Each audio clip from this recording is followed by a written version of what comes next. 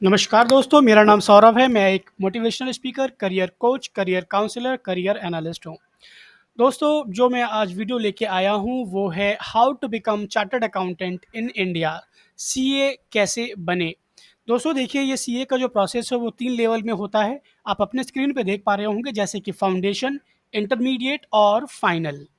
हम यहाँ पे पूरा step by step process discuss करेंगे, कैसे आपको एग्ज़ाम में रजिस्टर करना है, कौन से एग्ज़ाम अपीयर करने हैं, सब कुछ डिटेल में रहेगा। तो आइए वीडियो को स्टार्ट करते हैं।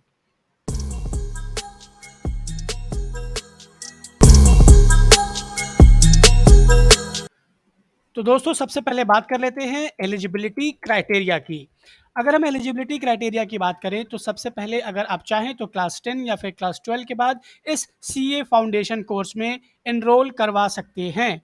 और अगर आप चाहें तो जैसा कि मैंने ये 3 लेवल बताया, फाउंडेशन, इंटरमीडिएट और फाइनल। अगर आप चाहें तो अगर आप ग्रेजुएट हैं और उसमें आपके 55% हैं, कोई भी स्ट्रीम से, आर्ट्स, कॉमर्स, साइंस, तो आप डायरेक्टली इंटरमीडिएट में एनरोल करवा सकते हैं। ठीक है? अगर आपने ग्रेजुएशन किया हुआ है और कोई भी स्ट्रीम से हैं आप, तो आप डायरेक्ट इंटरमीडिएट लेवल 2 में एनरोलमेंट करवा सकते हैं। क्लियर है? अब चलते हैं नेक्स्ट प्रोसेस पे। Registration for CA foundation course, या कहाँ पे जाके रजिस्ट्रेशन करना है? दोस्तों आपको जाना है वेबसाइट पे www.icaI.org पे। यहाँ पे आपको जाना है और आपको अपनी रजिस्ट्रेशन करवानी है। Institute of chartered accountant of India, यहाँ पे आपको www.icaI.org में जाके ऑनलाइन प्रोसेस के माध्यम से रजिस्टर कराना है। अब चलते हैं नेक्स्ट स्टेप पे। अब आ जाते हैं सीए फाउंडेशन कोर्स के बारे में। तो यहाँ पे आपको 4 सब्जेक्ट कंसिस्ट रहेंगे, paper 1, paper 2, paper 3 and paper 4। Paper 1 की अगर हम बात कर लें तो सबसे पहला पेपर रहता है principles and practices of accounting. Paper 2 business laws and business correspondence and reporting. Paper 3 business mathematics, logical reasoning and statistics. दोस्तों आपके मैथमेटिक्स, लॉजिकल रीजनिंग और स्टैटिस्टिक्स काफ़ी अच्छी रहनी चाहिए। अब पेपर 4 की बात कर लेते हैं, business economics, business and commercial knowledge. ये रहते हैं आपके सब्जेक्ट सीए फाउंडेशन कोर्स में। चलते हैं नेक्स्ट स्टेप में। नेक्स्ट स्टेप में अगर हम बात करें तो आपको कॉमन प्रोफेंसी कोर्स, जो कि लेवल की मैंने बात की, फर्स्ट लेवल एग्जामिनेशन फाउंडेशन की बात की। उसके बाद आप जाते हैं इंटरमीडिएट लेवल में।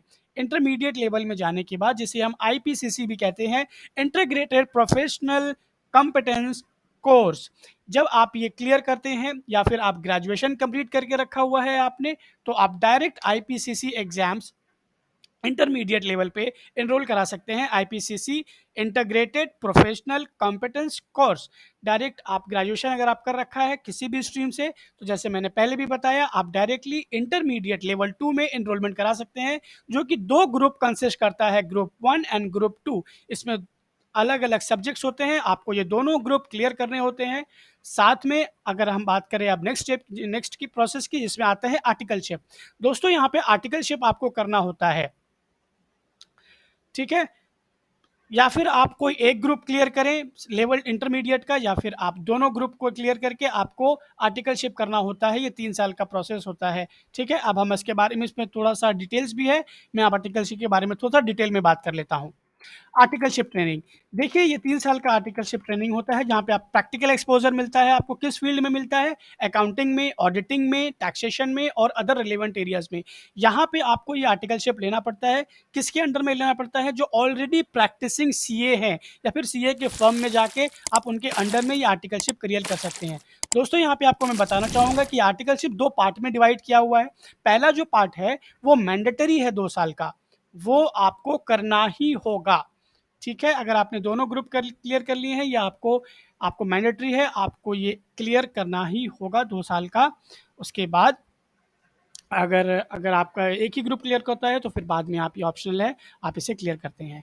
ठीक है? अब अगर हम चलते हैं आगे, advance integrated course on information technology and soft skills, ये भी आपको करना ज़रूरी हो जाता है। ये आर्टिकलशिप पीरियड के दौरान में आपको ये complete advance integrated course on information technology and soft skills ये करना ही होता है। ठीक है? जिसमें आपके इंफॉर्मेशन टेक्नोलॉजी और ओरिएंटेशन प्रोग्राम इंक्लूडेड रहते हैं। क्लियर है? यहाँ पे अब स्टेप 6 में हम लोग क्लियर हो गए। अब हम चलते हैं स्टेप्स 7 में। अब आ जाते हैं हम स्टेप 7, जो कि फाइनल के एग्जाम्स। ठीक है, आपने इंटरमीडिएट का एग्जाम दे दिया, आपने आर्टिकलशिप भी क्लियर कर ली, आपने इंटरमीडिएट का ग्रुप 1 ग्रुप 2 दोनों ही क्लियर कर लिया, 2 साल का आपने आर्टिकलशिप भी कर लिया। दोस्तों, अगर आपने 2 साल का आर्टिकलशिप किया हुआ है तो आप 6 महीने रुक के आप सीए फाइनल का एग्जाम दे सकते हैं, जहां पे आपने आईसी AICTSS कंप्लीट किया हुआ है। ठीक है, advance integrated computer information technology and soft skills, ये आपको करना होता है। ये अपना आर्टिकलशिप और आपने AICITSS क्लियर किया हुआ है, तब आप एलिजिबल हो जाते हैं सीए फाइनल एग्जाम देने के लिए।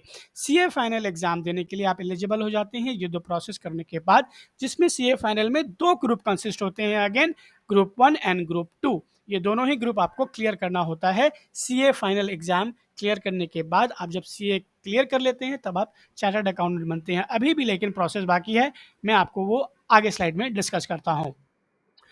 आपने अब सीए फाइनल का दोनों ग्रुप क्लियर कर लिया, आपकी आर्टिकलशिप भी कंप्लीट है। ठीक है, अब आप मेंबरशिप के लिए एलिजिबल हो जाते हैं।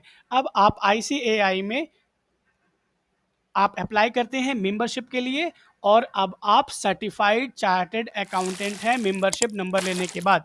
दोस्तों, यहाँ पे गौर करने वाली बात यह है कि चार्टर्ड अकाउंटेंट जो है एक डेडिकेशन, हार्ड वर्क और कमिटमेंट वाला प्रोफेशनल कोर्स है।